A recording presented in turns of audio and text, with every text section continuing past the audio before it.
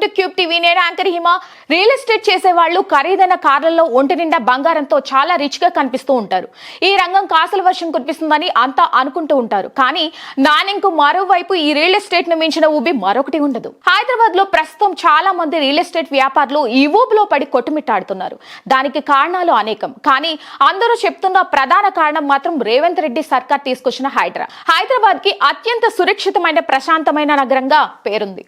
దాంతో దేశంలోని చాలా మంది హైదరాబాద్ లో స్థిరపడడానికి అమితాశక్తి చూపడంతో భూమి ధరలు ఏళ్లకి ఏళ్లుగా ఆకాశాన్ని అంటున్నాయి.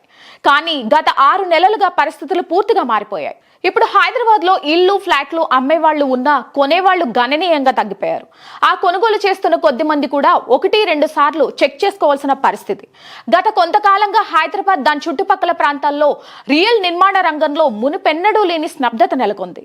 ప్రభుత్వానికి వచ్చే స్టాంప్స్ రిజిస్ట్రేషన్ ఆదాయం కూడా భారీగా పడిపోయింది. హైదరాబాద్ లో రియల్ ఎస్టేట్ స్తబ్దతగా మారడం ఇప్పుడు బిల్డర్ల పాలిట శాపంగా మారింది. తమ వద్ద ఉన్న డబ్బుతో పాటు కోట్లాది రూపాయలు బ్యాంక్ అప్పు తీసుకుని నిర్మాణాలు చేపట్టిన బిల్డర్లు ఫ్లాట్ల అమ్మకాలు జరగకపోవడంతో వడ్డీలు కట్టలేక ఆత్మహత్యలకు పాల్పడుతున్నారు. ఫ్లాట్ల రేట్లు తగ్గించి అమ్మితే తాము నష్టపోతామని తెలిసి అమ్మేందుకు సిద్ధపడుతున్న ఆ అపార్ట్మెంట్ల నిర్మాణం ఎఫ్టీఎల్ లేదా బఫర్ జోన్ లో ఉందేమో అని కొనుగోలుదారులు భయపడుతున్నారు.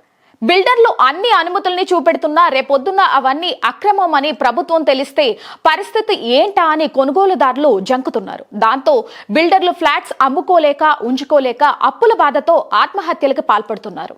8 ఏళ్లుగా రియల్ ఎస్టేట్ రంగంలో ఉన్న వేణుగోపాల్ రెడ్డి తన కుమార్తె పేరుతో గుండ్ల పోచంపల్లిలో సుమారు 10 కోట్లతో ఒక పెద్ద అపార్ట్మెంట్ ని నిర్మించారు. కానీ హడావిడి కారణంగా గత కొన్ని నెలలుగా ఫ్లాట్స్ బుక్ కాకపోవడంతో మనస్తాపానికి గురి అయ్యారు. మరోవైపు తెచ్చిన అప్పులపై వడ్డీలు బ్యాంక్ ఈఎంఐలు చెల్లించకపోవడంతో ఒత్తిడిని తట్టుకోలేక ఆత్మహత్యకు పాల్పడ్డారు. రానున్న రోజుల్లో రియల్ ఎస్టేట్ పుంజుకోకపోతే మరింత మంది బిల్డర్లు ఇలా బలి అయ్యే ప్రమాదం ఉంది.